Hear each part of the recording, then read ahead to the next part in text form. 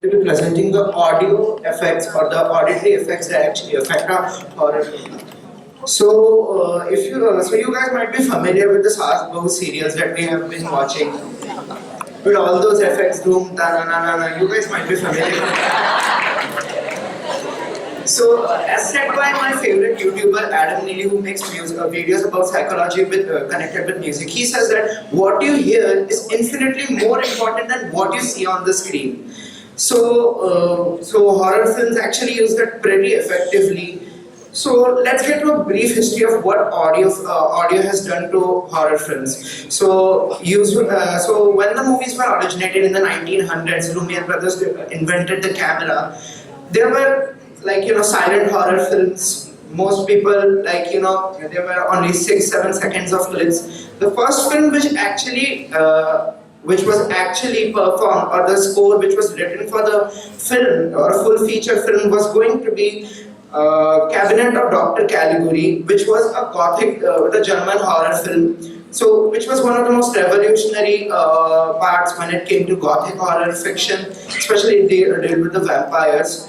So time passed by, the visual effects, audio, composers, everything emerged, and then we got this guy from Poland known as Krzysztof Penderecki, who was an experimental score composer, and he composed this song called Polymorphia. But it was pretty, unsettling. So it was used later in the films like William Friedkin's The Exorcist and Stanley Kubrick's The Shining, both of which are one of the landmark when it comes to horror films. So what actually Polymorphia by Krzysztof Penderecki used was something known as tonal cluster and sound masses. Now I don't have a piano, or not I have a ensembler, but I'm gonna explain it the best way I can. Tonal clusters are going to be 3 notes. Now, for those of you who know music, 3 notes like C, C sharp, and D, and these 3 were stacked together. And sound masses means playing it over at 40 string instruments to make that really creepy feeling. Dissonance, for those who guys don't know, is an unstable tone, which is a very common recurring theme in film scores, especially the use of tritone, which was said by many of them as diabolos in music, which translates to the devil in music. It was later experimented by heavy metal bands, which actually elevated the thing that it has something to do with the devil. So it has been used in many of the films. There are countless examples I can give, so I'm just going to leave there.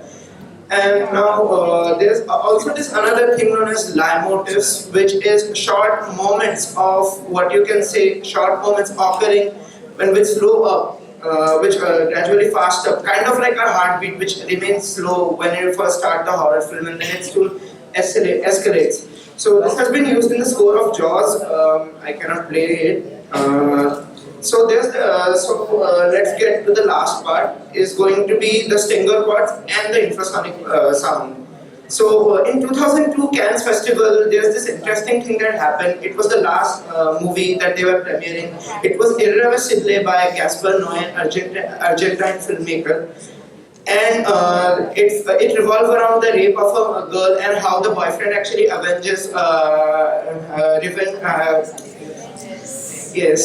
seeks revenge. So while the premiere was occurring, half of the people actually rushed out of the theater vomiting. Some were telling that the graphic nature of the film was responsible, but most probably the director, who said in an interview that he used 19 hertz of infrasonic sound throughout the 80 minutes of runtime. So this infrasonic sound has the tendency to make us nauseated. So this can be now seen in many movies such as Paranormal Activity, The Blair Witch Project. Nowadays it's just a common industry standard for cheap effects. Now.